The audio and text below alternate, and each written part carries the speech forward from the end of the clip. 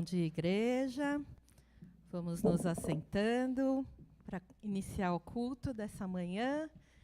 Bom dia também àqueles que nos assistem pelas redes sociais, YouTube, Facebook. Espero que em breve você também possa estar aqui participando com a gente, de forma presencial. Queria estar começando esse culto dessa manhã com uma oração, para que a gente possa estar realmente entregando os nossos corações para o nosso Deus, que é o principal motivo de estarmos aqui nessa manhã. Tá? Pai amado, obrigada, Senhor, porque o Senhor é um Deus de amor, o Senhor é um Deus grande. Queremos entregar, Senhor, esse culto em Tuas mãos, que os nossos louvores aqui não sejam somente músicas cantadas de forma aleatória, mas que realmente alcance, Senhor, a sua presença. Pai, aceita, Senhor, o nosso louvor, a nossa adoração, e que nós possamos estar fazendo isso, Senhor, para a honra e glória do Teu nome, Pai. Nós queremos Te louvar, Te agradecer no nome de Jesus. Amém. A primeira música que a gente vai cantar nessa manhã fala sobre a presença de Jesus. Jesus está aqui conosco, amém?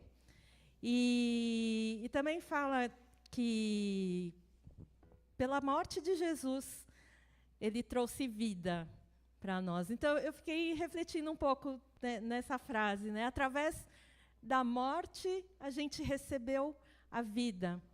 Não é só a vida que a gente tem por uma vida, mas houve uma morte por trás disso. E a morte, assim, eu tenho refletido sobre morte há algumas semanas, né? Todos sabem, eu perdi a minha mãe no mês passado, mas através dessa morte, seja nossa, mas a principal morte que aconteceu, que foi a de Jesus, através dessa morte, Ele conseguiu limpar os nossos pecados, e é através dessa morte que nós podemos alcançar a vida com Deus, a nossa vida eterna. Amém? Então, vamos ficar em pé e vamos cantar essa música com a certeza de que Cristo está aqui conosco.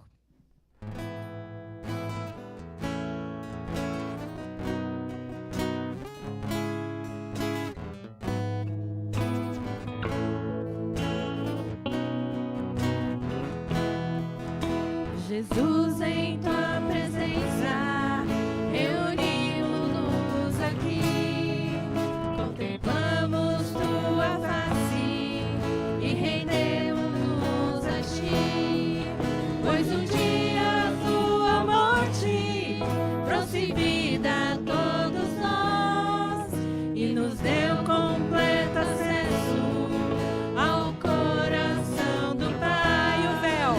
O véu que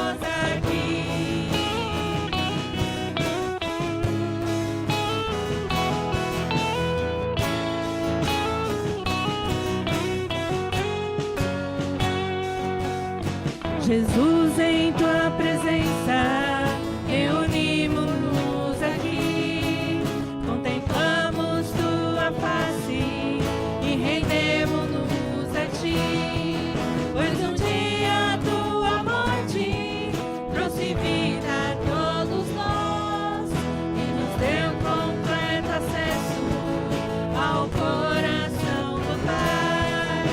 O véu que separava já não separa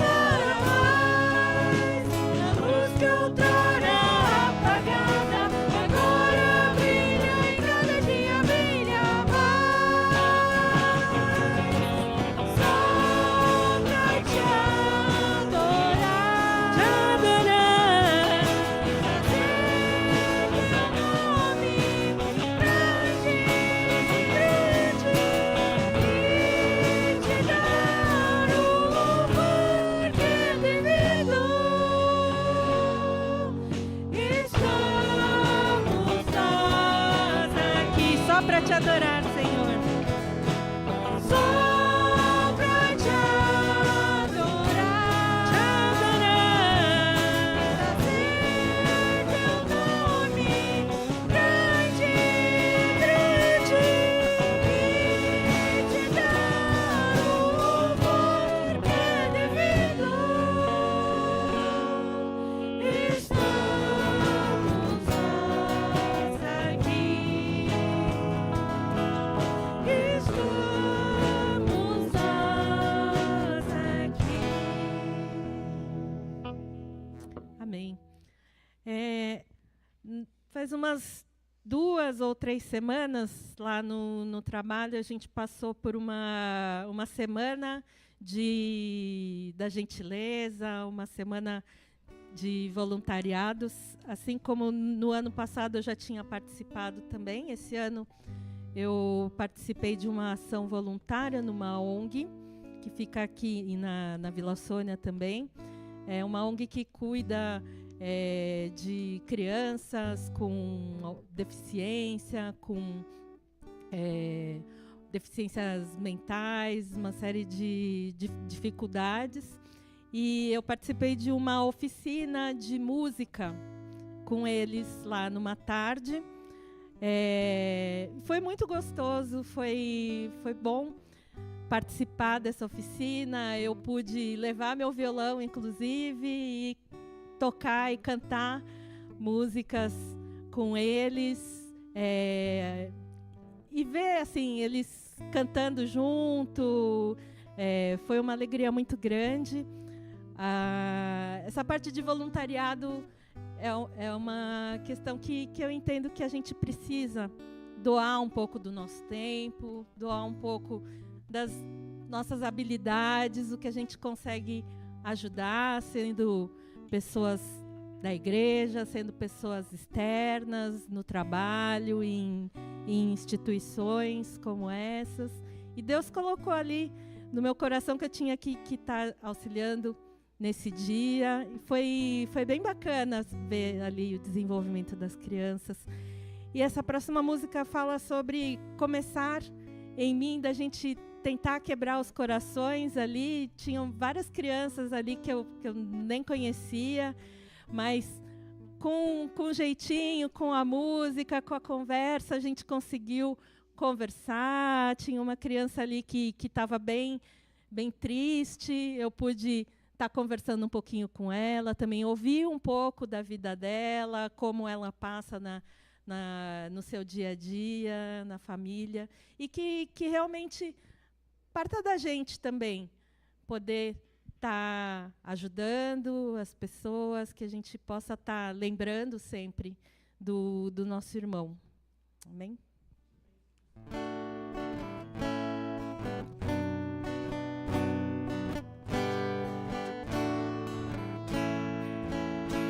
A começar em quebra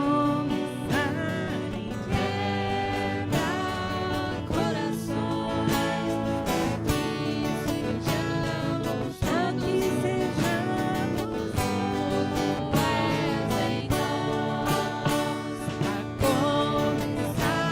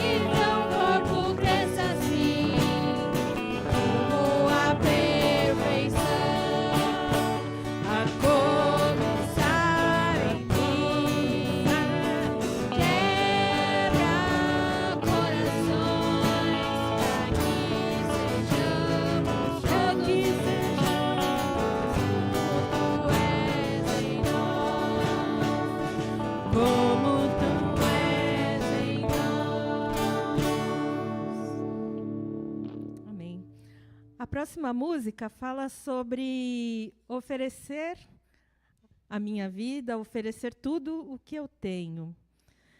E eu fiquei pensando também sobre essa letra, Deus colocou no meu coração.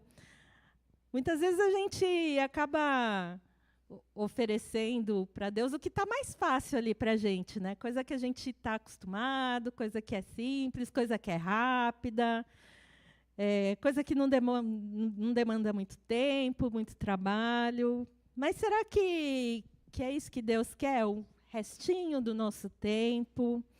Será que Ele quer o que é mais fácil para a gente?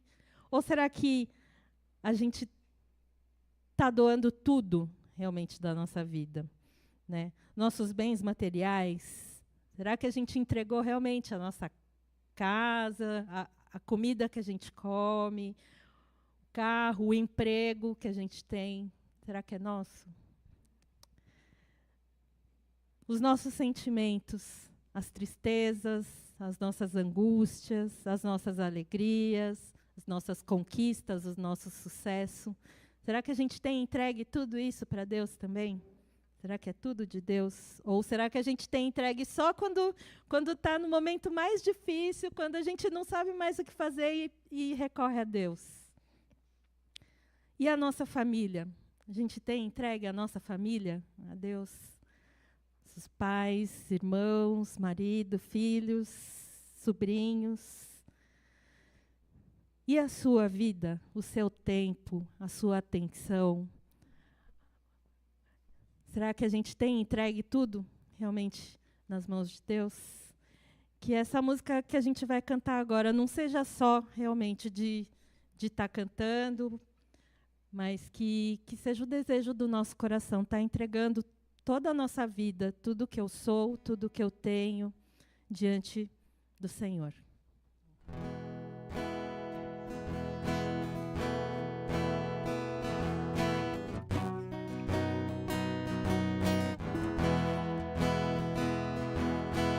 Tudo que sou, tudo que tenho, estão diante de ti, Senhor. Minhas tristezas e alegrias a ti entrego agora, Senhor. Ofereço minha vida.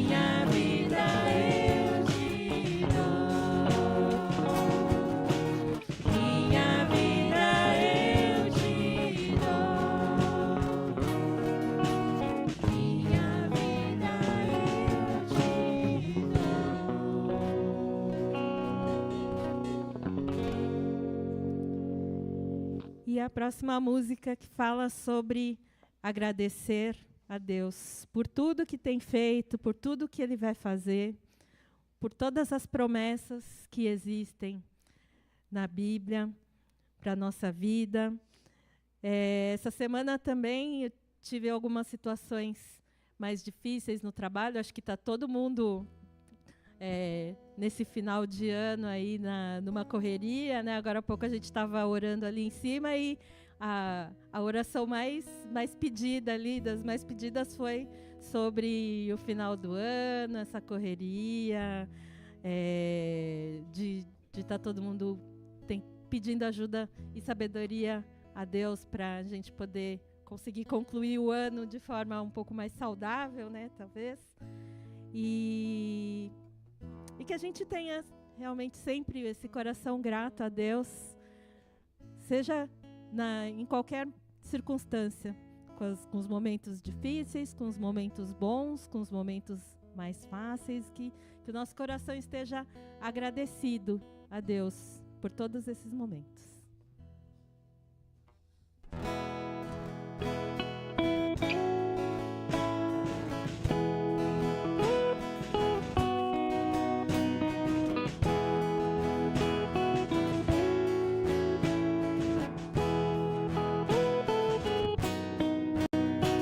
Por tudo o que tens feito, por tudo que vais fazer, por tuas promessas e tudo que és, eu quero te agradecer com todo o meu ser. Te agradeço, meu ser. Te agradeço.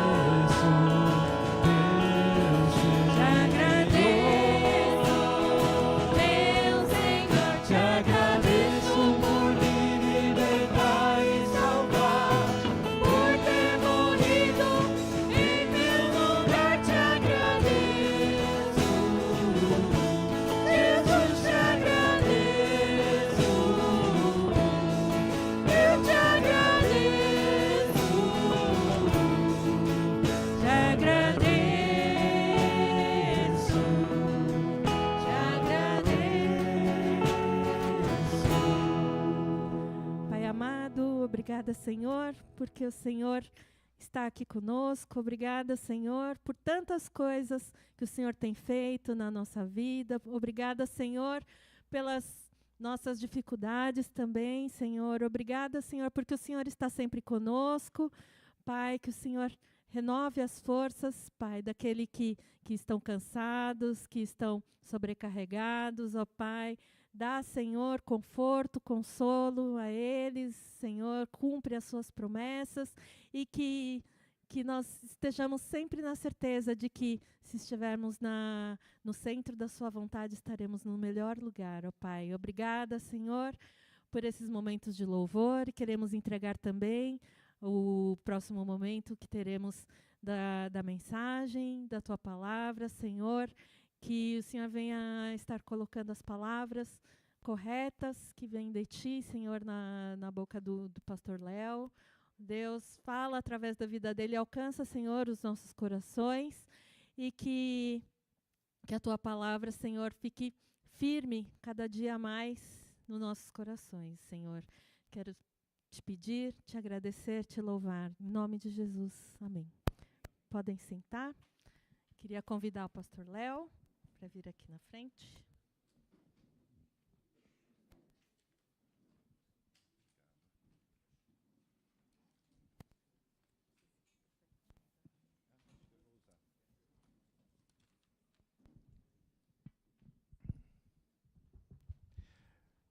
Irmãos, eu não ia apresentar o pastor Léo, tinha até combinado com a...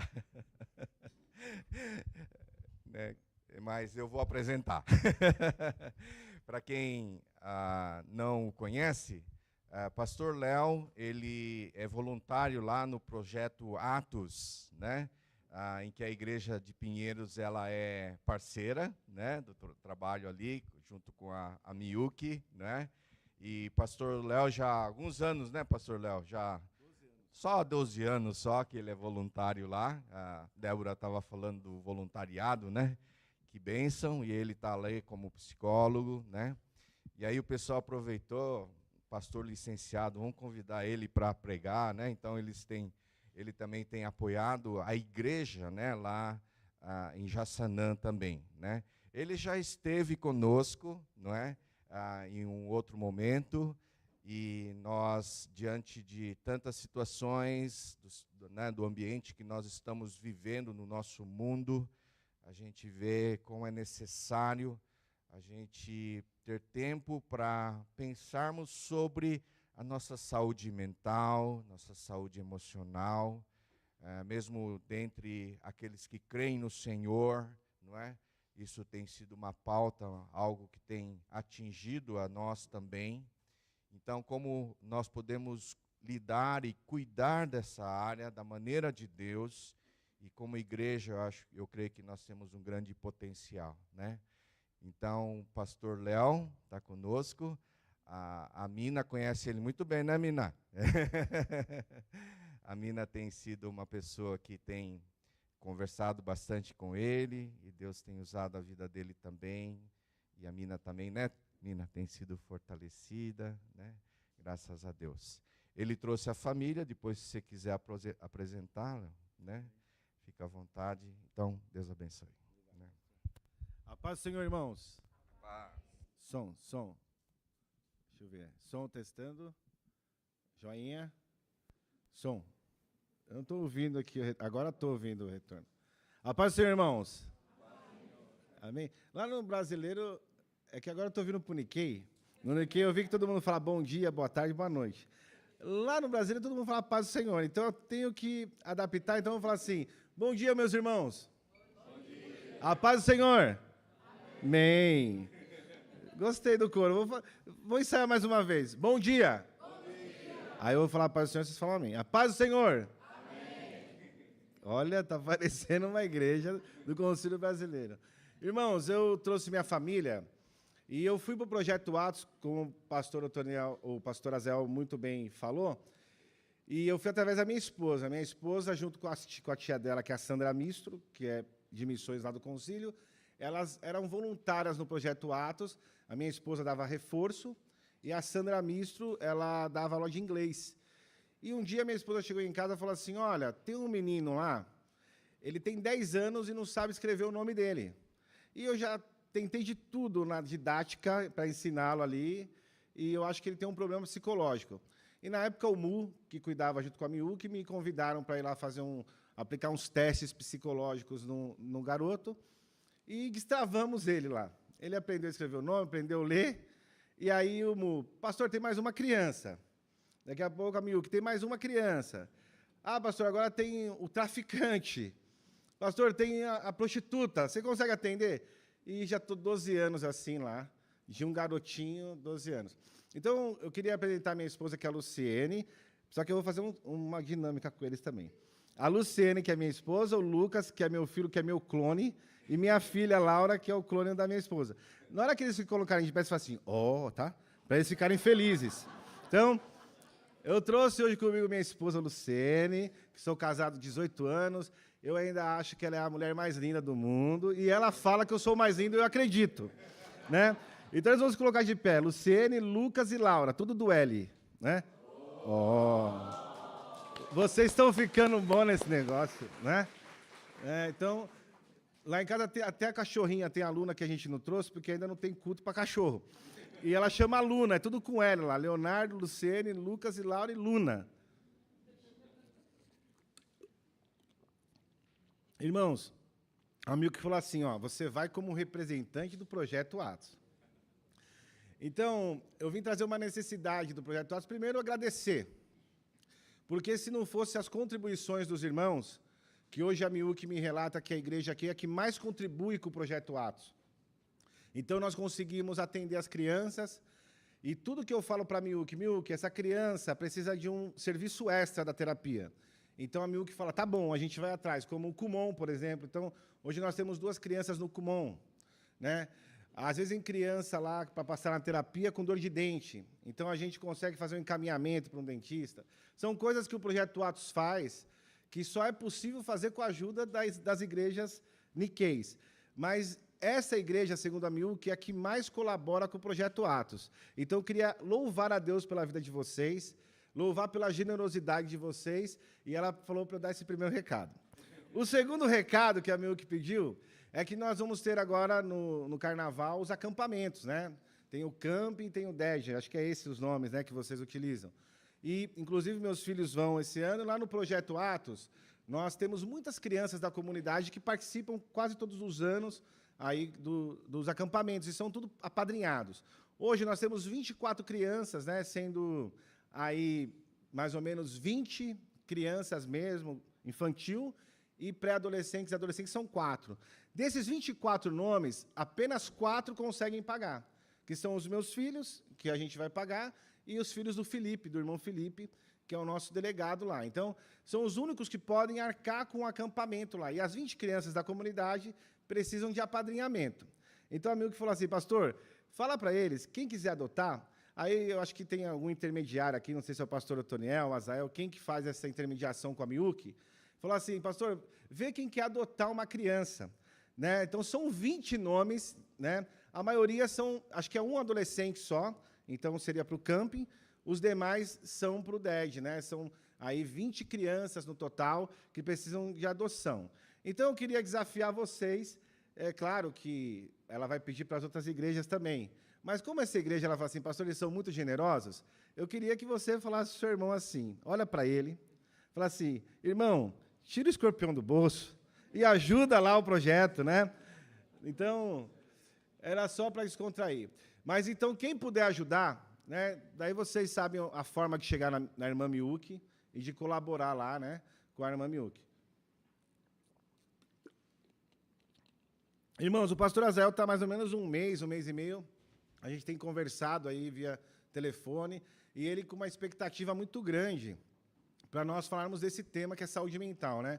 Eu, como pastor e psicólogo, atuando ali no Projeto Atos, eu tenho atendido média por ano ali no Projeto Atos, 10 pessoas na média, assim, por ano, que vão fielmente ali no projeto. Então, em 12 anos, já passaram mais de 120 pessoas que a gente atendeu. Hoje, a igreja de Diadema, por exemplo, o MU, que está lá como um dos pastores, ele faz um trabalho de aconselhamento, e em muitos casos ele me indica. Só de Diadema, acho que eu estou com 4 ou 5 casos atualmente de pessoas de dentro da igreja que estão sofrendo alguma coisa de saúde mental, como uma depressão, uma ansiedade, uma síndrome do pânico. Então, hoje, o sermão que nós juntos ali, o pastor Azael, em oração e também conversando bastante, né, nós vamos falar hoje um sermão que trata sobre a depressão. E esse sermão vai ser o pontapé inicial para a nossa segunda parte, que a gente vai falar ainda na escola bíblica, sobre saúde mental. E aí eu vou falar sobre estresse, sobre a ansiedade, uma pincelada sobre depressão, síndrome do pânico e suicídio. Tentar fazer tudo isso em 40 minutos, né, e deixar tempo para perguntas aí. Porque é um assunto que instiga muito as pessoas e as pessoas gostam muito de ouvir. Mas vamos para o sermão. Eu queria que os irmãos abrissem suas Bíblias em 1 Reis, no capítulo 19. Nós vamos fazer a leitura de todo o capítulo. 1 Reis, capítulo 19, e à medida que os irmãos forem encontrando, pediria que se colocassem de pé para fazermos a leitura desse texto.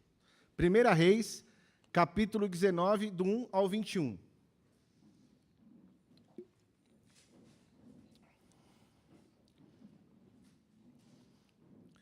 A minha versão aqui é a NVI, e o tema está assim, a fuga de Elias para Horebe. Algumas versões, eu não sei qual que você está utilizando, pode dizer assim, Elias foi para a caverna. Como que está a sua versão aí, né? A minha está a fuga de Elias para Horebe. Quem quer comentar uma diferente aí? Tem alguma que está diferente? Do pastor Azael está como? Elias foge de Jezabel. Vamos lá. Diz assim o texto de 1 Reis 19. Ora, Acabe contou a Jezabel tudo o que Elias tinha feito e como havia matado aqueles profetas à espada. Por isso Jezabel mandou um mensageiro a Elias para dizer-lhe que os deuses me castiguem com todo rigor, caso amanhã, nesta hora, eu não faça com a sua vida o que você fez com a deles. Elias teve medo e fugiu para salvar a sua vida. Em Berseba de Judá, ele deixou o seu servo. E entrou no deserto, caminhando um dia. Chegou a um pé de giesta, ou zimbro, em algumas versões, sentou-se debaixo dele e orou, pedindo a morte. Eu já tive bastante, Senhor. Tire a minha vida. Eu não sou melhor do que os meus antepassados. Depois se deitou debaixo da árvore e dormiu. De repente um anjo tocou nele e disse, levanta-se e coma. Elias olhou ao redor e ali, junto à sua cabeça, havia um pão assado sobre as brasas quentes e um jarro de água. Ele comeu, bebeu e deitou-se de novo. O anjo do Senhor voltou, tocou nele e disse, levanta-se e come, pois a sua viagem será muito longa. Então ele levantou-se, comeu e bebeu. Fortalecido com aquela comida, viajou 40 dias e 40 noites, até que chegou a Horebe, o monte de Deus. Ali entrou numa caverna e passou a noite, e a palavra do Senhor veio a ele. O que você está fazendo aqui, Elias? Ele respondeu, eu tenho sido muito zeloso pelo Senhor, Deus dos exércitos. Os israelitas rejeitaram a tua aliança, quebraram os teus altares, mataram os teus profetas à espada. Eu sou o único que sobrou. E agora também estão procurando matar-me. O Senhor lhe disse, saia e fique no monte na presença do Senhor, pois o Senhor vai passar. Então veio um vento fortíssimo que separou os montes e esmigalhou as rochas diante do Senhor. Mas o Senhor não estava no vento. Depois do vento, houve um terremoto, mas o Senhor não estava no terremoto. Depois do terremoto, houve um fogo, mas o Senhor não estava no fogo. E depois do fogo, veio uma voz suave, como a brisa. E quando Elias ouviu, puxou a capa para cobrir o rosto, saiu e ficou à entrada da caverna. E uma voz lhe perguntou, o que está fazendo aqui, Elias? Ele respondeu, tenho sido muito zeloso pelo Senhor, Deus dos exércitos. Os israelitas rejeitaram a tua aliança, quebraram os teus altares, mataram os teus profetas à espada. Eu sou o único que sobrou e agora estão procurando matar-me. O Senhor lhe disse, volte pelo caminho por onde veio e vai ao deserto de Damasco. Chegando lá, unja Azael como rei da Síria, unja também Jeú, filho de Ninsi, como rei de Israel, e unja Eliseu, filho de Safate de Abel-Meolá, para suceder a você como profeta. Jeú matará todo aquele que escapar à espada de Azael, e Eliseu matará todo aquele que escapar à espada de Jeú. No entanto, fiz sobrar Elias, 7.000 em Israel, todos aqueles cujos joelhos não se inclinaram diante a Baal, e todos aqueles cujas bocas não o beijaram. Então saiu de lá ao encontro de Eliseu, filho de Safate. Ele estava arando com 12 parelhas de bois e estava conduzindo 12ª parelha. Elias o alcançou e lançou a sua capa sobre ele. Eliseu deixou os bois e correu atrás de Elias. Deixe-me dar um beijo de despedida em meu pai e na minha mãe, disse. Então irei contigo. Vai e volte, respondeu Elias, pelo que lhe fiz. E Eliseu voltou, apanhou sua parelha de bois e os matou. Queimou o equipamento de arar para cozinhar, a carne a deu ao povo, e eles comeram, e depois partiu com Elias e se tornou seu auxiliar. Oremos. Senhor, nós te louvamos, ó Pai, nessa manhã, te agradecemos pela tua palavra que foi lida, a tua palavra é viva, a tua palavra é eficaz e a tua palavra transforma vidas, que ela possa transformar vidas nesse lugar, nessa manhã, para a honra e glória do teu nome, em nome de Jesus. Amém. Os irmãos podem se assentar? Irmãos, em 2006, eu fui pastorear uma igreja, a igreja de Vila Galvão, em Guarulhos. Eu era um jovem pastor, eu tinha 21 anos, e eu lembro que, no meu primeiro ano ali, uma irmã tentou suicídio. E aquilo me chocou profundamente, porque eu cresci numa igreja, a Igreja Metodista Livre do Cangaíba, ali na Penha, e os pastores meus na época falavam assim, ó, quem tenta suicídio vai para onde? Para o inferno. Quem vai em psicólogo não tem Jesus no coração. Então, na minha cabeça, uma pessoa que dentro da igreja tentar o suicídio não tinha Jesus no coração e ia para o inferno. E aquilo me chocou muito. Eu lembro que eu estava um dia em casa, o marido dessa irmã me ligou, e eu fui até o hospital, ela estava ali na UTI, eu não pude conversar com ela, nem orar, e eu perguntei o que tinha acontecido, ele falou, ela tentou o suicídio. Eu cheguei em casa do trabalho, ela estava caída, e eu vi um monte de caixa de medicamento, ela fez um mix de medicamento e tomou. E passado ali umas 2 semanas, eu fui visitá-la como pastor, e quando eu cheguei na casa daquele casal, eu lembro que ela estava na cama, assim, muito pálida, vou usar esse termo, parecia uma morta-viva, estava assim, muito pálida, o olho bem profundo, com uma olheira muito profunda, e eu lembro que eu cheguei assim, ela estava deitada, eu em pé, eu falei assim, minha irmã, você não sabia que você ia para o inferno? Uau, né? Literalmente. Não sabia que ia para o inferno, você... E ela só falou assim, pastor, pega aquela cadeira ali. E tinha uma cadeira no quarto, ela, senta aqui do meu lado. E aí começou uma história que eu queria contar para vocês. Ela falou assim, ó, quando eu tinha 5 anos de idade, o meu pai se separou da minha mãe. E essa separação mexeu muito comigo, porque eu era muito próxima do meu pai. Mas o pior não foi isso, foi que minha mãe casou de novo. E o meu padrasto abusou de mim dos 5 aos 12 anos de idade, sexualmente. E quando eu fui contar para minha mãe que ele abusava de mim, minha mãe me bateu e falou que eu era uma menina mentirosa. Não foi pior, não acabou a minha história, pastor. Porque quando eu tinha 12, minha mãe divorciou desse camarada e foi morar na cidade dos meus avós, no interior de São Paulo, São Carlos. Chegou lá, ela encontrou um novo marido. E ele abusou de mim dos 12 aos 17 anos de idade. E aí, quando eu falei para minha mãe, eu apanhei, ela me chamou de prostituta, e ela mandou eu embora de casa. E eu fui morar com uma tia minha, essa minha tia ia para a igreja, e lá eu aceitei Jesus. E aí eu conheci meu marido, que você conhece. O meu marido não me abusa sexualmente, mas meu marido é um abusador de palavras. Eu sofro dentro da minha casa, ele é uma coisa dentro da igreja, e ele é outra fora. Eu tenho 3 filhos, os meus filhos acham que eu sou empregada, eu tenho que cozinhar, lavar e passar, eles não fazem nada em casa.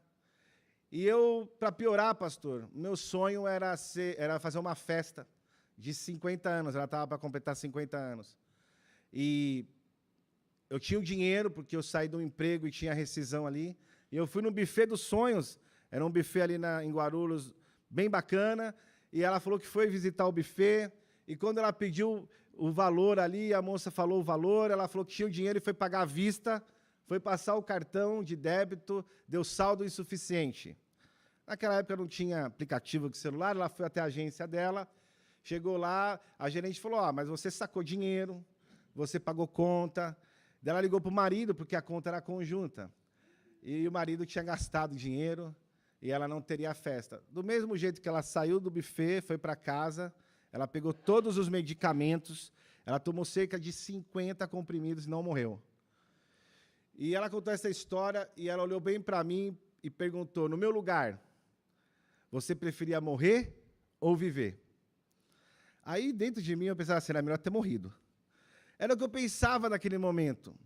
E eu perguntei para ela o que a gente, como igreja, ali de Vila Galvão, podia ajudá-la. Ela falou, pastor, eu queria mesmo que vocês pagassem um psiquiatra, porque agora eu vou ter que fazer tratamento medicamentoso, e também um psicólogo por pelo menos um ano aí. E eu, então, levei para a junta na ocasião, e a junta decidiu pagar. Resumo, essa irmã está viva até hoje. Aquelas orações que nós fizemos por ela, o acompanhamento que ela teve, salvou aquela irmã do suicídio. E eu, então, comecei a ouvir os irmãos da igreja. Em 2006, comecei, no gabinete pastoral, chamar e ouvir a história de vida dos irmãos. E no meio daquela igreja tinham depressivos, tinham ansiosos, tinham pessoas com ideação suicida grave. E eu pensei assim, puxa, naquela época, 2006, ainda tinha muito preconceito de um cristão passar num psicólogo que não seria evangélico. E aí eu falei, eu vou fazer psicologia para ajudar a minha igreja. Então eu pensei, vou fazer psicologia para ajudar os irmãos dessa comunidade. Porque na cabeça de um pastor, ele nunca vai ser trocado de igreja.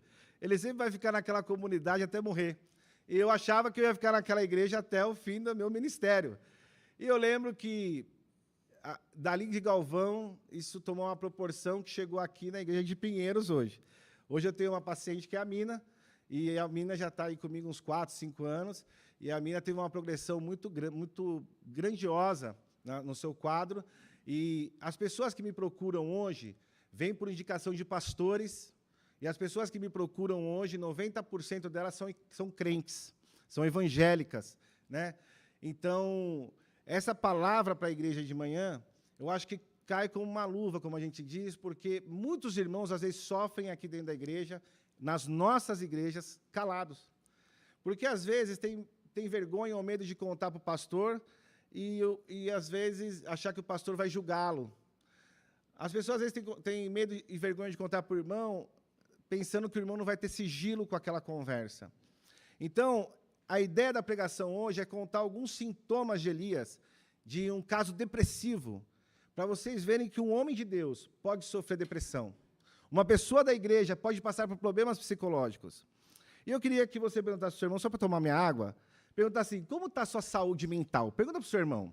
Pergunta para ele, olha bem para ele, para o olhinho azul dele, puxadinho, e fala assim, como está a sua saúde mental?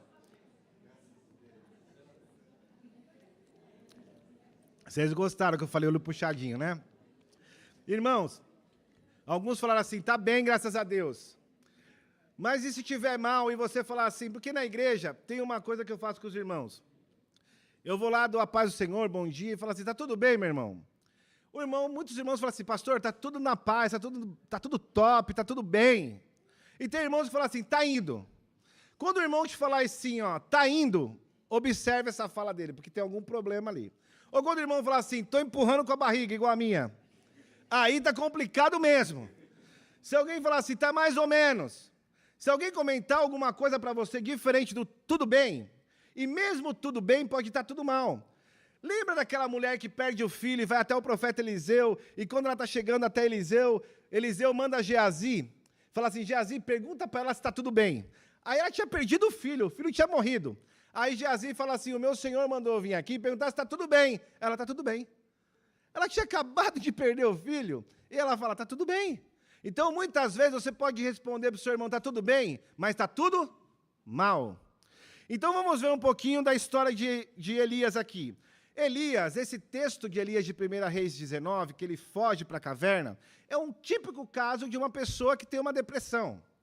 E aqui tem os sinais claros da depressão que nós vamos ver no estudo, por exemplo, depois da pregação, os sintomas assim muito claros, e vocês vão ver que esses sintomas de Elias são sintomas claros de uma depressão.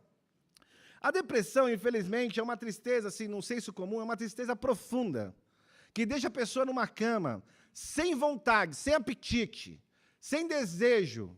A pessoa não quer mais fazer coisas que ela fazia de forma normal, comum, trabalhar, lazer, passear, não tem vontade de viajar, e ela fica, então, dentro de casa, não quer mais sair com os amigos, ela vai perdendo o seu vigor.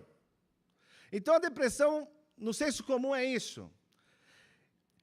A Organização Mundial da Saúde, hoje, ela estima, isso, o último relatório deles de 2024, que 5% da população mundial tem depressão, que dá mais ou menos aí 400 milhões. Porém, alguns especialistas acreditam que depois da pandemia, devido a tantas mortes pela Covid, aumentou para 10%. Quase 1 bilhão de pessoas hoje no mundo têm depressão. Isso é muito ou é pouco? Muito. Vamos imaginar que no meio desse 1 bilhão de pessoas, hoje, só no Brasil, dizem que tem mais ou menos 20% de evangélicos. Vamos imaginar que 20% desse 1 bilhão sejam crentes, sejam cristãos, sejam pessoas que vão na igreja, que conhecem Jesus. Estão sofrendo de depressão nesse momento. Né? Então, é um assunto muito sério. Só no Brasil, 6% da população hoje sofre de depressão, que dá mais ou menos aí 13 milhões de pessoas. Muitas pessoas, a maioria estão aqui no estado de São Paulo ou na região sul e sudeste. Então, para vocês verem como os casos de depressão, eles são graves no nosso estado, na nossa cidade, no nosso bairro. A primeira lição que eu queria deixar para vocês é como que a depressão pode chegar numa pessoa. Nós vemos no texto aqui, no versículo 2, eu queria que os irmãos acompanhassem. Nós vamos passear um pouquinho nesse texto 19, e eu queria que os irmãos acompanhassem aí comigo o versículo 2.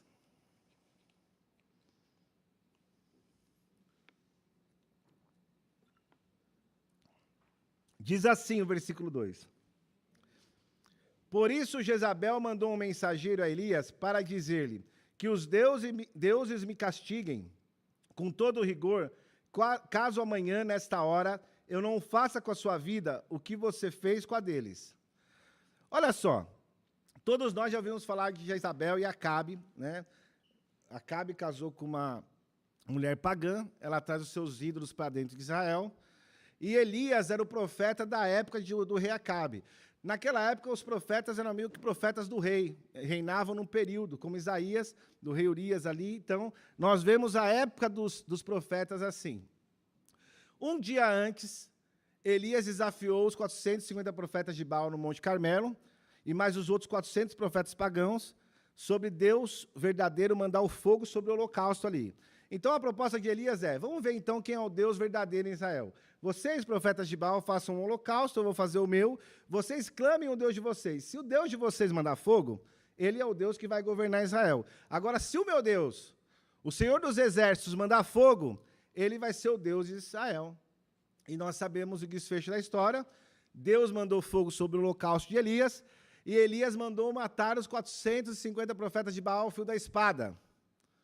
Acabe estava assistindo a cena, ele vai e conta para sua mulher Jezabel, que era discípula de Baal, e ela manda um recado para Elias. Amanhã, neste mesmo horário, você vai morrer, eu vou te matar ao fio da espada. Irmãos, um dos primeiros sintomas da depressão que as pessoas me trazem são as péssimas notícias. São aquilo que a gente ouve. Tem muita gente que ouve uma péssima notícia e não consegue segurar a sua emoção. Elas literalmente ficam entristecidas, cria todo medo em volta, e isso aconteceu com o rei, com o profeta Elias. Irmão, nós não estamos falando de qualquer profeta, nós estamos falando dos maiores profetas que Israel já teve. E Elias teve uma péssima notícia que tirou ele do eixo. Isso acontece todos os dias conosco.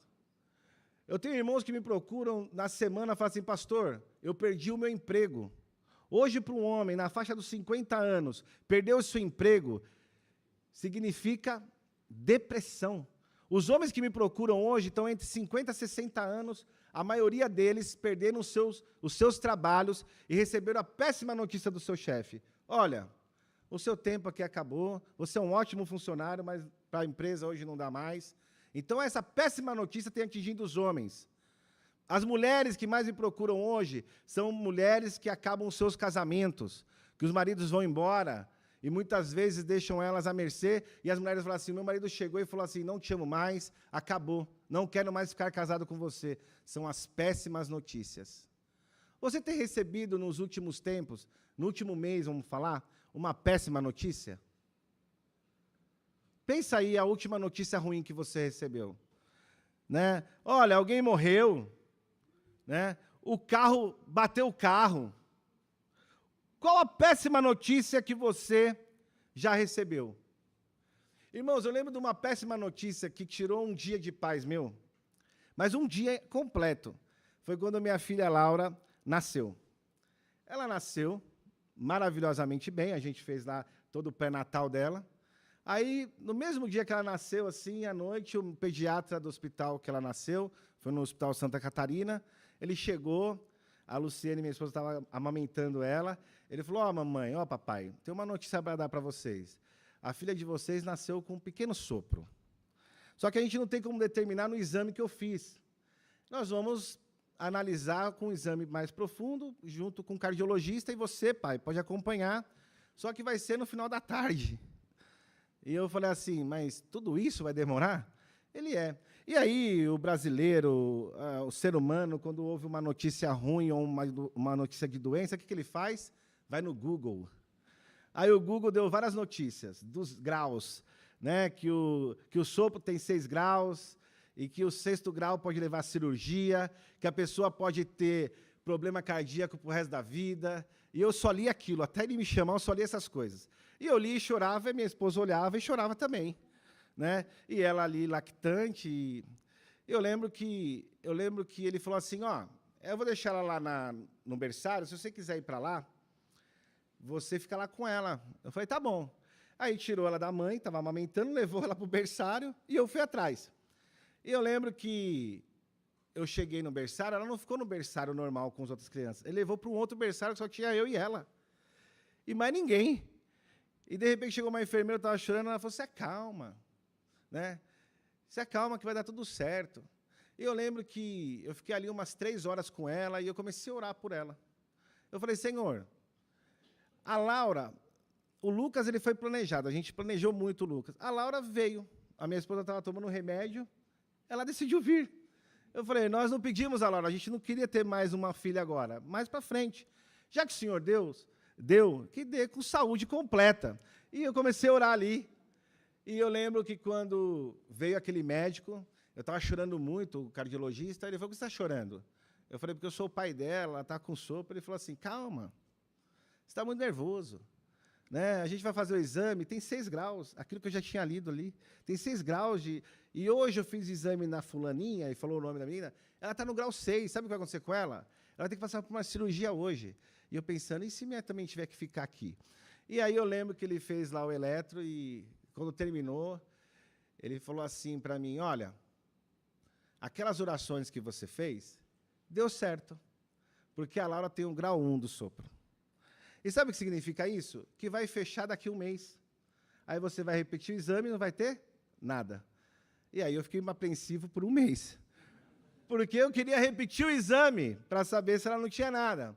E eu lembro que quando nós voltamos e repetimos o exame, fechou para a glória de Deus. Eu posso ouvir um aleluia? Aleluia. O que eu queria dizer para você? Nós recebemos péssimas notícias, mas a última notícia, que é a melhor, vem de Deus. Então, nós, seres humanos, temos o comportamento de se apavorar quando Deus está conosco no processo. E nós vamos ver isso no texto de Elias. Deus estava com Elias no processo. E muitas vezes a saúde mental ela vem porque gera uma ansiedade. E a ansiedade simplesmente é antecipar preocupações. E nessa manhã, Deus te diz assim, meu irmão, não se preocupe. Amém? Então, a primeira lição, qual é a péssima notícia que você recebeu? Lição 2, parte A, versículo 3. O versículo 3 diz assim, Elias teve medo e fugiu para salvar a sua vida. Em Berseba de Judá, ele deixou o seu servo. A segunda coisa que eu vejo com os depressivos que me procuram é o medo. Normalmente, existem alguns medos que são principais, e eu marquei aqui alguns medos principais. O medo do futuro.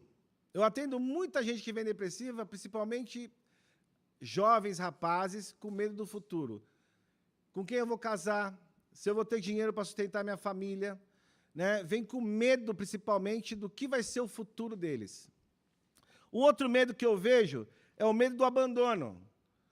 Eu estou depressivo assim, então as pessoas vão me abandonar. O depressivo, infelizmente, ele afasta as pessoas que estão à sua volta. Porque ele não quer sair. Você insiste. Vamos sair? Vamos na academia? Vamos passear? Não, não quero.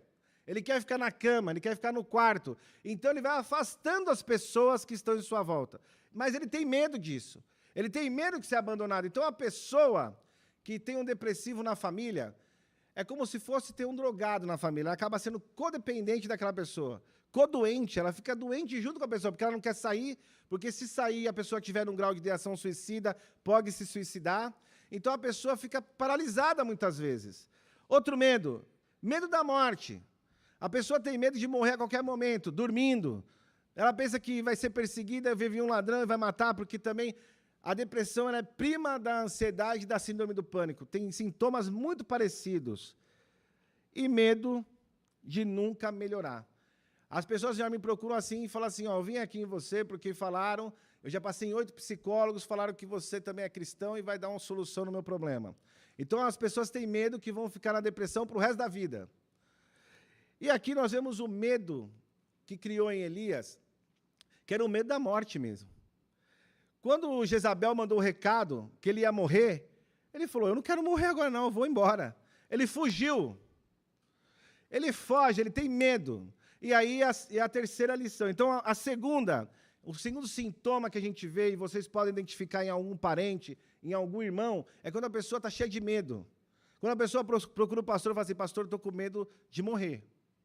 Então, é um motivo de você pensar, será que ela está passando por uma crise aí de depressão? A terceira lição que nós vemos, está no versículo 3 ainda, é a fuga, porque ele simplesmente foge. E uma das coisas que a pessoa depressiva ela faz é fugir. Porque toda vez que ela encontrar com uma pessoa e a pessoa perguntar, como que você está? Ela vai ter que se explicar e falar do seu caso, e ela vai chorar, ela vai ter todos os sintomas ali e ela vai entrar numa crise. Então ela foge. Normalmente a fuga da pessoa é diferente de isolamento, porque isolamento é uma outra coisa que a gente vai ver. O isolamento pode ser na própria casa. Ela vai para o quarto, ela fica num único cômodo, ela some o dia inteiro, né? Mas ela fica estática, provavelmente no quarto dela. Já a fuga, ela sai mesmo. Muitas pessoas que me procuram, que falam assim, ó, eu vou para outro país. Eu vou para outro país porque eu tenho medo desse país aqui, tudo que está acontecendo na política. Eu vou para outro país porque minha família não me ama, não me quer. Eu vou para lá porque acha que mudando de lugar, ela vai melhorar a sua situação. Então, ela foge muitas vezes. Então, Elias, ele foge de medo, né? Tem uma frase que eu gosto muito do Freud, porque Freud vai dizer que a fuga é um dos mecanismos de defesa.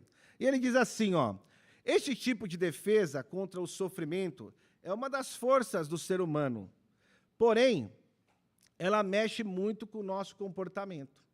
Porque uma pessoa que passou pela depressão, ela fica mudada por um tempo, até ela voltar ao normal, né? Então, assim, eu pergunto para você nessa manhã, você já pensou em fugir?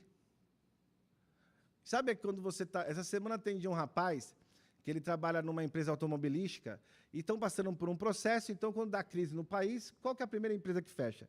Metalúrgica, setor automobilístico fecha.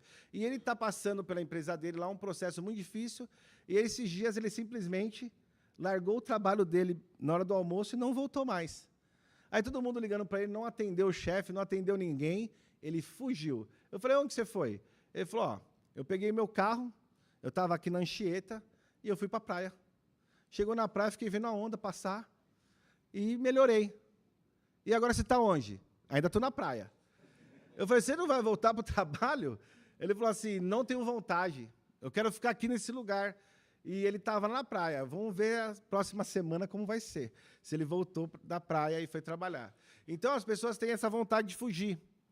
A quarta lição que eu vejo aqui, e sintoma de uma depressão, está no versículo 4, que diz assim, ele entrou no deserto, caminhando um dia, e chegou a um pé de estro guizimbro. Sentou-se debaixo dele e orou, pedindo a morte. Já tive o bastante, Senhor, tire a minha vida, não sou melhor que os meus antepassados.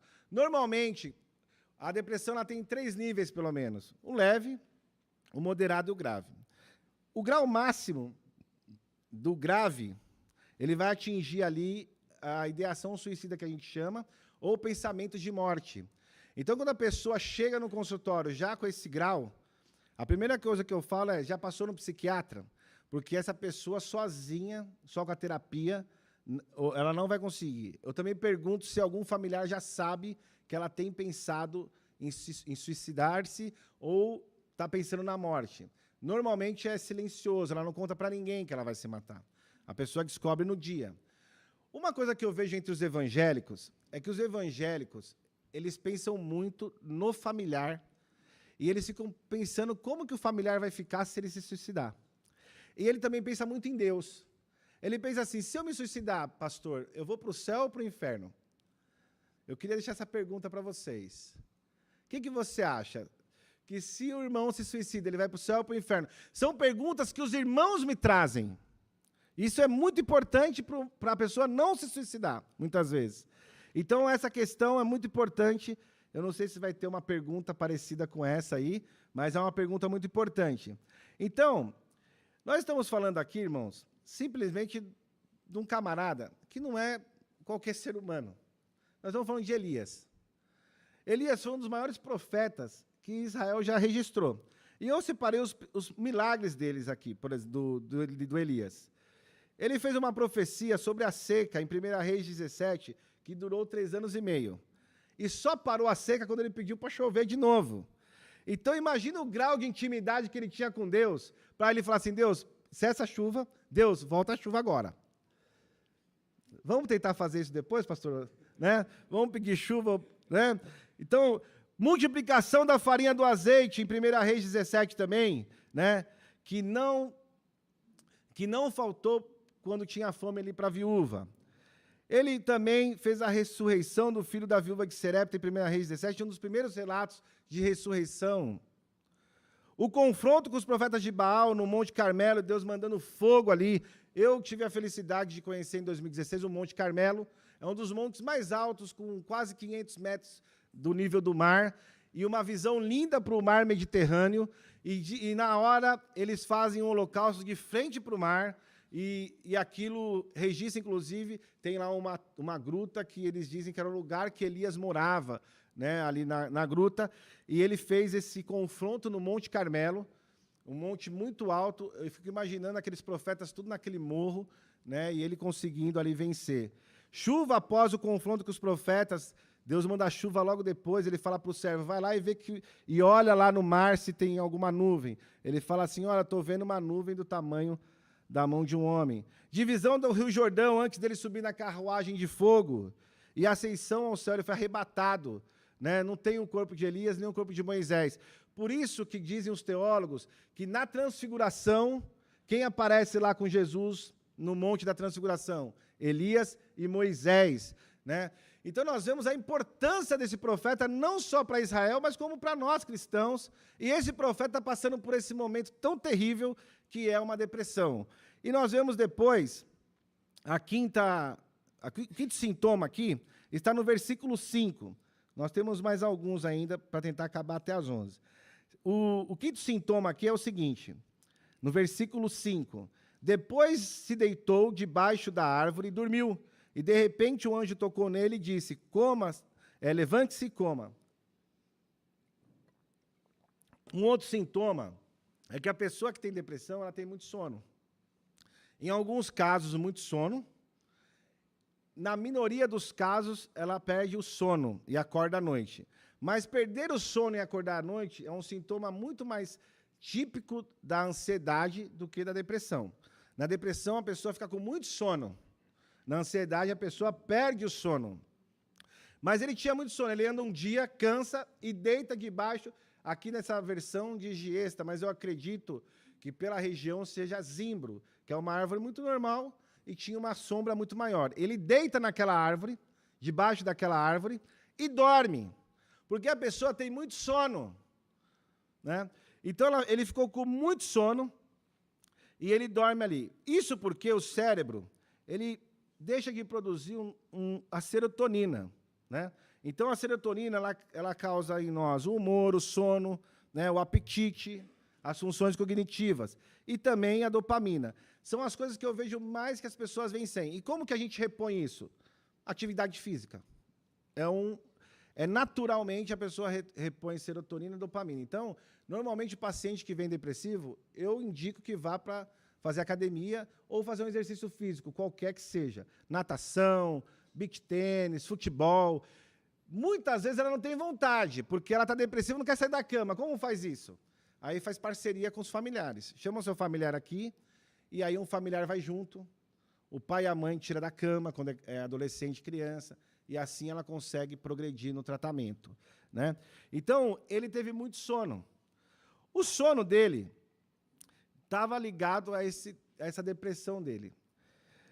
Se você, ultimamente, tem muito sono, e não é porque você ficou assistindo TV até tarde, se você tem muito sono e você não se cansou durante o dia, você ficou o dia inteiro deitado na rede, isso pode ser um sinal que você está com uma depressão. Eu queria que minha esposa enchesse mais de água para mim. Enquanto ela vai fazer isso, eu queria que você perguntasse ao seu irmão, só para matar minha sede aqui. Eu queria que você perguntasse ao seu irmão assim, você está dormindo muito, meu irmão? Você está dormindo muito, minha irmã? Pode perguntar sem vergonha de perguntar para o irmão, né? Se está dormindo muito, né? Se você estiver dormindo muito e não for nada fisiológico, pode ser que você está aí num quadro praticamente depressivo. São 8, nós vamos para a sexta, né? O sexto sintoma aqui do depressivo. O sexto sintoma é a falta de apetite, que nós vemos no versículo 7. Eu vi que vocês gostaram disso, tem muita gente dormindo aí. Tem muita gente. O versículo 7 diz assim: o anjo do Senhor voltou, tocou nele e disse, levanta-se e coma, pois a sua viagem será muito longa. Quando aparece uma figura de anjo ou de homem, né, na Bíblia, falando com outro homem aqui na Terra, a teologia diz que é uma teofania, que pode ser o próprio Deus que surge ali. E eu acredito muito porque Deus não desamparou em nenhum momento Elias. Elias está nesse processo de medo, de fuga, de depressão. Ele foge, mas quem está com ele lá alimentando ele? O próprio Deus. Muitas vezes, a pessoa que está depressiva, ela acredita que Deus se esqueceu dela. Mas Deus mostra através de Elias que Deus não se esquece dos seus filhos. Deus não desampara os seus. E aqui, ele ia andar 40 dias. Ele teria fome. Região desértica, tem pouca comida, né? Segundo, né, João Batista, ele comia gafanhoto e mel silvestre, que era o gafanhoto era o carobe, a fruta do carobe, né? E o mel silvestre era uma outra fruta que tinha no deserto. Então, o que nós vemos aí? O que nós vemos é que no deserto, onde ele ia andar, não tinha muita comida, muitos recursos. Então, o próprio Deus alimenta ele. Ele está dormindo, o anjo vai lá, acorda ele e fala assim, come. Come porque sua viagem é longa. Diz que ele olha a comida, olha para os lados, ele come e dorme de novo. Aí, ele dormiu, o anjo vai lá, cutuca ele, come mais, que a sua viagem é longa. Se fortaleça. E aí ele come, mas um dos sintomas da pessoa que está com depressão é que ela não tem apetite. Ela fica sem vontade de comer, né? Ela perde o apetite, né? Então, nós vemos que essa é uma das coisas que aconteceu aqui com Elias, né? O anjo pede para ele comer e ele simplesmente dorme. A pessoa prefere dormir do que comer. Então, observe na sua casa sempre, quando você prepara a janta ou almoço, tem alguém no quarto, você fala assim, vem comer. E essa pessoa está acostumada a ir comer, não vai? Ixi, o gordinho lá não quer comer, tem algum problema, né? Lá em casa eu identifico fácil isso, né? Quando alguém não quer comer lá em casa...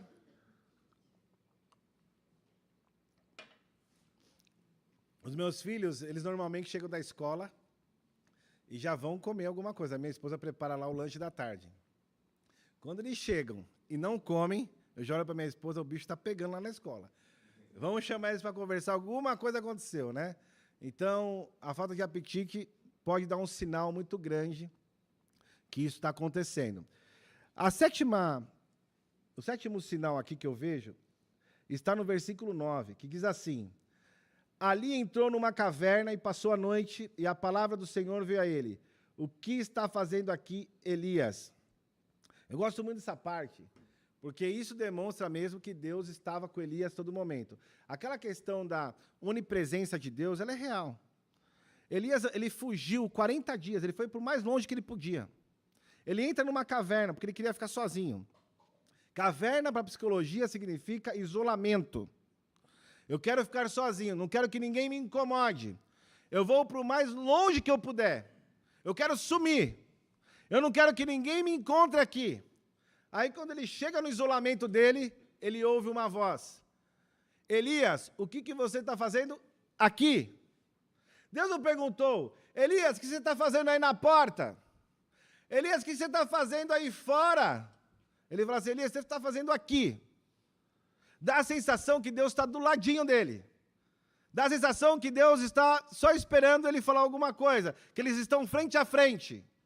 O que você está fazendo no mesmo ambiente que eu estou? O que você está fazendo aqui? Isso é um sinal que mesmo quando nós estamos isolados, quando nós não queremos ouvir ninguém, quando nós não queremos falar com ninguém, Deus está com você. Porque Deus está comigo, Deus está com você na caverna. Deus está comigo nos momentos bons, quando eu estou festejando. E Deus está comigo no pior momento da minha vida. Pode ter certeza que Deus não te desamparou. Eu gosto muito do Salmo 139, que diz, se eu subir ao céu, quem está lá? Deus. Se eu fizer a minha cama no mais profundo mar, quem está lá também? Deus. Né? Eu tive a oportunidade esses dias de mergulhar com um tubarão. Quem já fez isso, levanta a mão. Vocês são corajosos, viu? Viu, Alberto? Você é corajoso, viu? Né? Eu mergulhei com muito medo, mas mergulhei. Ele ficou lá embaixo, eu fiquei aqui. Né? Mas só vinha esse versículo na minha cabeça. Se eu descer nas profundezas do mar, Deus está ali. Eu falava, Deus, não deixe esse tubarão se aproximar de mim. Né? Então, assim, Deus está com você no momento mais difícil da sua vida. E é isso que, às vezes, eu tento explicar para o meu paciente cristão. Você não consegue, nesse momento, ver Deus em nenhum momento? Você não conseguiu ver Deus que no dia que você queria se atirar da ponte, Deus falou, não, você não vai se atirar? Eu estou com um paciente lá no Projeto Atos, que ele está com ideação suicida fortíssima, e ele chegou com bastante cortes. E a família está acompanhando muito de perto, inclusive o irmão e a mãe. E ele chegou esses dias muito cortado, e eu falei para ele por que ele tinha feito aquilo. Ele falou que teve uma briga muito feia na casa dele, e ele, então, queria fazer aquilo para parar as brigas. Mas ele não queria se cortar apenas, ele queria se jogar. E ele me falou com detalhes. Ele chegou aí, lá perto do Projeto Atos, tem um mercado chamado Ourinhos, e esse mercado ele é muito alto, e chega um momento que a pessoa ela consegue olhar lá para baixo e dá uma sensação assim de um prédio de 5, 6 andares. E como já se suicidaram 2 pessoas daquele lugar, ele sabe, ele vai para lá. Então ele foi para lá, e quando ele chegou lá, ele ouviu uma voz que dizia, não se atire daí. Eu tenho certeza que foi Deus. E ele, então, se cortou. Na minha opinião, se cortar é melhor do que se matar. Então, ele se cortou bastante, muito, né? Mas ele ouviu uma voz que dizia, não se jogue, né? O que eu queria deixar bem claro com isso? É que Deus está com cada um de nós no pior momento da nossa vida. Quando a gente perde um parente, quando a gente perde um emprego, quando batem no nosso carro, quando nosso time de futebol perde, né? Deus está com a gente lá, né? Eu tenho um amigo que é técnico de futebol, que é o Fernando Diniz, ele fez psicologia comigo, meu amigão. E o Fernando Diniz, toda vez que ia ter uma final, ele pedia para eu orar por ele. Só que ele perde, ontem ele perdeu, inclusive. E aí um dia ele falou assim, por que você ora e meu time perde? Eu falei, porque eu acho que o outro lá também orou, e o time ganhou. Mas Deus está com você, cara, e vai dar certo, e realmente ele foi campeão ano passado, eu fiquei muito feliz. Mas Deus, ele está... E eu acho que o futebol é o menos importa nessa situação de vida nossa. né? Então eu falei assim, cara, se importa com outras coisas aí, o futebol é que menos se importa, mas para ele é muito importante. Mas Deus está conosco quando o nosso time ganha, quando o nosso time perde, quando as coisas vão bem, quando as coisas vão mal. E a última coisa que eu vejo aqui, depois do isolamento, está no versículo 10. Eu queria que os irmãos acompanhassem.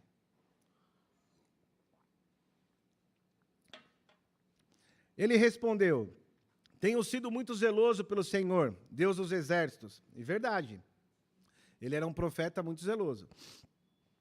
Os israelitas rejeitaram a tua aliança, quebraram teus altares. É verdade, os israelitas não queriam saber de Deus. E mataram os teus profetas à espada, mataram muitos profetas. Eu sou o único que sobrou e agora também procuram matar-me. Aí, eu chamo de percepção errada ou percepção distorcida da realidade. Todo depressivo, ele acha que ele é o único que está sofrendo aquilo. Ele acha que o problema dele é maior do que o problema de todo mundo. Porque ninguém me entende. E quando ele chega para Deus, e Deus falando com ele, ele fala assim, Senhor, eu sou muito zeloso pelas suas coisas. Mataram todos os seus profetas. Só restou eu. Eu digo para você, mentira. É uma percepção distorcida da realidade. Porque Deus, lá no versículo 18, fala assim, Elias, volta por onde você veio. Porque ficaram 7.000 pessoas em Israel. 7.000. Ele não está sozinho, tinha 7.000 pessoas que não se dobraram a Baal e nem beijaram Baal. Ou seja, tem 7.000 profetas lá, tem 7.000 pessoas lá, Elias, que estão lutando, inclusive Eliseu que ele deixou. Eliseu ficou. E ele foi lá para a caverna. Então tem um monte de gente passando pelo que você está passando. Tem um monte de gente que está enfrentando Jezabel, que está enfrentando Baal. Estão lá sofrendo. Você não está sozinho nessa, Elias. Eu estou com você. Então, uma das coisas que acontece com o depressivo, ele distorce a realidade. Ele acha que ele sofre mais do que todo mundo. Ele acha que ele está sozinho, que ninguém está cuidando dele. Ele acha que as pessoas viraram as costas para ele. Ele cria um pessimismo em sua volta muito grande. Era o que acontecia com Elias. E para finalizar, uma das partes que eu também gosto do texto é que Deus manda ele para a porta da caverna. Ele vai para a porta da caverna, vê um vendaval, um vento fortíssimo, que as rochas são despedaçadas. E diz a palavra de Deus que Deus não estava no vendaval. Vem ali um terremoto muito forte. Deus não estava no terremoto. Vem ali um fogaréu muito grande. Deus não estava no fogo. Essas situações ilustram as tormentas da vida, os desastres da vida. Mas diz que quando acaba o fogaréu, vem uma voz suave como a brisa, em algumas versões dizem aí. E essa voz diz assim, Elias, o que você está fazendo aqui? Esse o que você está fazendo aqui significa o seguinte, eu estou aqui, eu estava lá, eu estarei onde você estiver, porque eu sou o seu Deus. Quando a terapia não der jeito, quando você foi lá na terapia e continua depressivo, quando você foi lá com transtorno de ansiedade e continua ansioso, tomou medicamento e não está dando jeito, eu queria dizer para você, Deus está contigo. E aí, meus irmãos, é a hora de exercer a nossa religiosidade, a nossa fé. E eu digo para os meus pacientes, se não está dando jeito, busca a Deus. E agora, conclusão mesmo, eu pastorei uma igreja no Rio, em 2016, e a igreja estava falindo, a igreja ia fechar. A igreja, quando chegamos lá, tinha 12 membros, e o bispo Hildo não queria que fechasse, porque os missionários americanos que compraram e investiram dinheiro lá. E eu lembro que nós fomos para lá e tinha 12 pessoas na igreja. Então, Deus me falava que eu tinha que assumir aquela igreja, e minha esposa dizia que Deus não tinha falado com ela e que ela não ia para o Rio de Janeiro. Então, eu pensei assim, mas e se a gente fizer um projeto, eu vinha a cada 15 dias para cá, porque eu pastoreava uma igreja no Itaim Paulista, e nós tínhamos ali 2 assistentes, eu pensei, eu vou conversar com eles, se eles toparem, a gente faz um rodízio e eu não cansa para mim, não cansa para eles. E eu lembro que eu fiz uma faixa, e pus no portão da igreja, a faixa era terapia de graça. terapia de graça, porque no dia que eu ia, eu fazia terapia. No dia que eu não ia, o pastor, que hoje está lá, que é o pastor Rodrigo, ele tinha feito especialização em aconselhamento pastoral. Então, tá assim, aconselhamento pastoral. E a pastora Zilda, que hoje está na Vila Galvão, ela tem uma casa de reabilitação de dependente químico, e eu coloquei lá aconselhamento para dependentes químicos. Então, essa placa ficou lá, e, para minha surpresa, a primeira vez que eu voltei para a igreja, depois que eu coloquei a placa, tinha uma fila na porta da igreja. Né? E eu lembro que eu cheguei, eu falei para minha esposa, eu estou suado, vou tomar um banho, você organiza a fila? Ela organizou por cá, nem sei como ela organizou. Eu sei que ela organizou a fila, acho que por ordem de chegada. Eu entrei na salinha, a gente viajou aquele dia, era volta das 5 da manhã, chegamos lá umas 10 da manhã. Comecei a atender o primeiro às 11 da manhã, terminei o último às 8 da noite. Só parei para comer. E aí a pessoa me perguntava, quanto que é a terapia? Eu falei, não, você não viu na placa? Sessões de terapia grátis? A pessoa, mas só isso? Eu falei, não. Vem amanhã, eu vou estar aqui amanhã, e eu também sou o pastor da igreja, vou fazer o culto. Vem aqui amanhã, já que você não paga nada, vem agradecer a Deus, você não economizou a sessão de terapia. A pessoa ia e se convertia na igreja, e daqueles 12, em 2016, no final já eram 60. E eu lembro que Deus operou um grande milagre através da saúde mental naquela igreja. As pessoas iam com problema mental, saúde mental, e ficavam restauradas ali. Aí eu atendi elas uns 3, 4 meses, já vinham outros, e elas estavam se curando, curadas, e algumas delas estão até hoje, né? Estamos em 2024, já faz 8 anos. Então, eu queria deixar para vocês essa palavra. É muito fácil identificar os sintomas quando você se importa com o problema do irmão. Quando você perguntar para o irmão, vai tudo bem, meu irmão? E ele falar, tá indo. Opa, vamos conversar, vamos tomar um café na padaria, vamos para o gabinete, vamos tomar um cafezinho lá. Se importe com os irmãos. Se preocupe com os irmãos. E a igreja pode ser restaurada nessa área, para a honra e glória de Jesus. Amém? Vamos colocar de pé, vamos orar.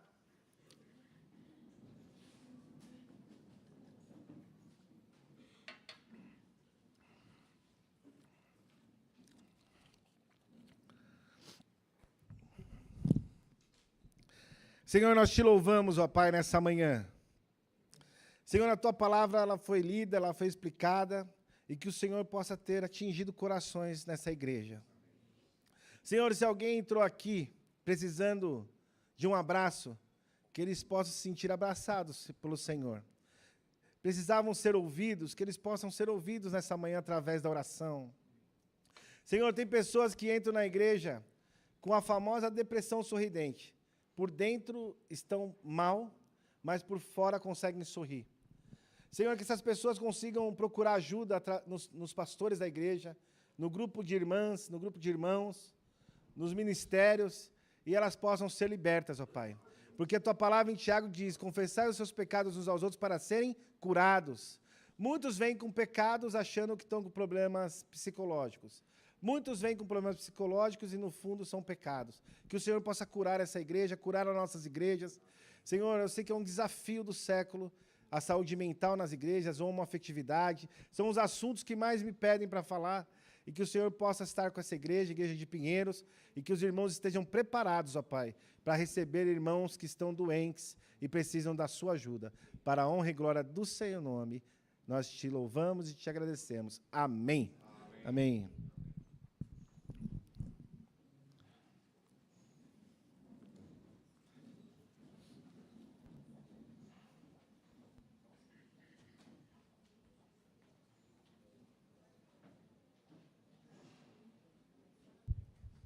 Bom dia, igreja, graça e paz. Então, vamos ter os avisos rapidinho.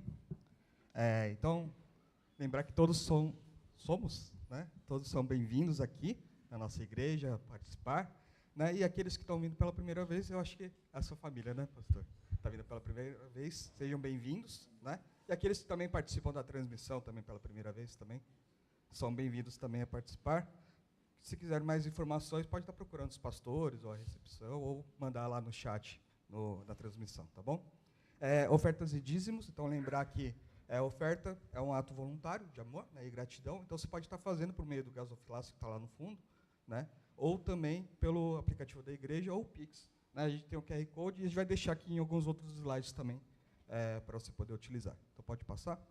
Lembrando dos nossos canais de comunicação, a gente tem o grupo no WhatsApp, o grupo E-mail Mais, a gente tem as páginas, também a página no Facebook, o canal no YouTube, e também tem o aplicativo. Né? Então, você pode estar participando por lá também. Né? A gente tem um formulário que a gente quer que também todos preencham, que é para indicação de candidatos a delegado para o ano de 2025. Né? Então, você digita lá, emelpinheiros.org.br/indicação-delegados, você vai poder ter acesso a esse formulário, onde você vai poder preencher algumas sugestões que você pode dar entre os membros da igreja, né, para que possam ser candidatos a delegado na Assembleia, que vai acontecer provavelmente em fevereiro. Tá? Ou março, não sei, não sabemos ainda. Né? Escola Bíblica Dominical, eu creio que hoje a nossa EBD vai ser em conjunta, né, aqui. Então, 11h13, então daqui a pouquinho, então a gente tem aqui. Faça o seu intervalo rapidinho e volte. Né? Todas as classes dos adolescentes também vão ser aqui? Adultos e jovens e o alicerces, né? Tá. Adolescentes vão ter a classe deles. Ok. Não? É aqui também. Ah, então tá. Todos aqui, então. Lembrar que a gente tem, depois da EBD, a gente tem o almoço, né? Só para quem ficou na EBD, brincadeira, não, para todos, né? Então, a gente, se puder dar a sua oferta seria a partir de R$15. E depois, à tarde, a gente tem a nossa reunião de planejamento também, todos os membros, participantes dos ministérios, né, estão convidados a participar com a gente das 13h30 até as 15h30. Né? Mais informações podem estar falando com os pastores ou seus líderes também. A gente tem também, já marca na sua agenda, no segundo domingo, é o segundo? Né?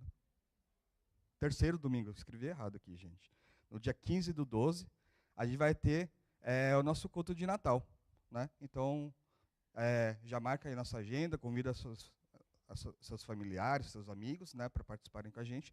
E a gente, depois do culto, a gente vai ter também o nosso almoço, também o nosso motiori, né? E aí, lá na frente do café, vai ter esqueci o nome, uma placa, flip chart, isso, obrigado. Então, que vai ter umas sugestões de coisas que você pode trazer, né? Então, você pode ir lá marcar, né, para você estar trazendo, então, no dia 15. Próximo aviso, então, lembrar que a gente também tem o camping, a gente tem os acampamentos no carnaval, né, em março, comecinho de março. Então, a gente tem já as inscrições abertas do camping, né, do DED, se eu não me engano, vai abrir daqui a pouco. Né. Então, mais informações também pode procurar, provavelmente o grupo de jovens vai saber. Né. E você pode entrar também aqui no emelpinheiros.org.br/camping. E assim, tem os adolescentes, e as crianças que participam, né, dos acampamentos, mas esses acampamentos eles precisam de pessoas voluntárias para estar servindo lá. Né? Então, se você puder servir, né, tanto no camping como no DED, né, então as inscrições também estão abertas, né, a partir de 18 anos. A gente tem aqui a Conceição, que vai estar coordenando a cozinha do camping. Né?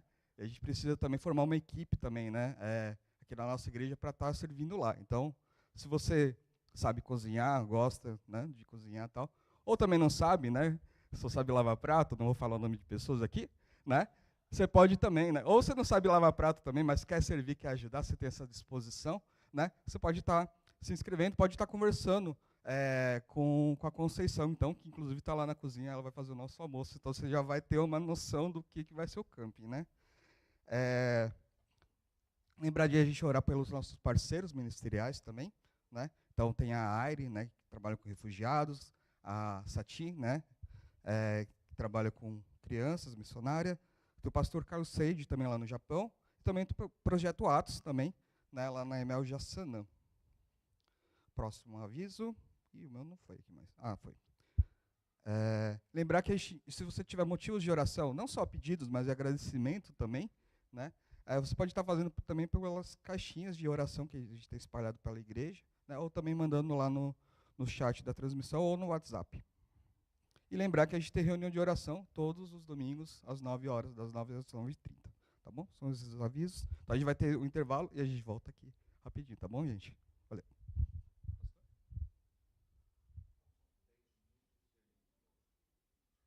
Tá, mas...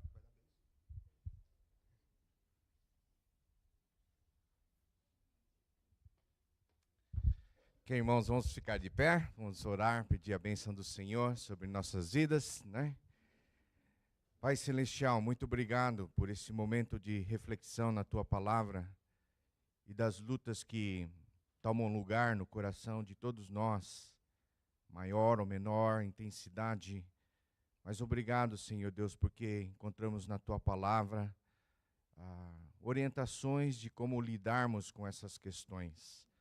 Homens que andaram com o Senhor, homens que andam com o Senhor, têm as suas lutas e o Senhor tem sido o Deus provedor. O Senhor tem sido o Deus que cuida. Então nós pedimos, ó Deus, que o Senhor nos abençoe e como comunidade, igreja, corpo de Cristo, nós possamos, ó Deus, estar aprendendo a caminhar juntos, a nos encorajarmos mutuamente, a nos inspirarmos mutuamente, Senhor Deus, a olharmos para Ti, a termos a consciência da Tua presença conosco em todos os momentos. Senhor, abençoa também, logo mais, o tempo que vamos estar tendo, que seja um momento não só esclarecedor, mas de inspiração, de encorajamento, para que sejamos igreja, corpo de Cristo, que estejamos conectados contigo, conosco mesmo, uns com os outros, caminhando, Senhor Deus, na nossa vida de fé no Senhor, nas promessas que o Senhor tem para a nossa vida. Pai, continua nos abençoando nessa hora, e que a graça do nosso Senhor Jesus Cristo, o amor de Deus Pai e a comunhão do Santo Espírito de Deus esteja sobre nós hoje e sempre. Amém. Amém. 10 minutinhos, gente, a gente volta e nós vamos ter então o tempo de continuidade com o pastor Léo.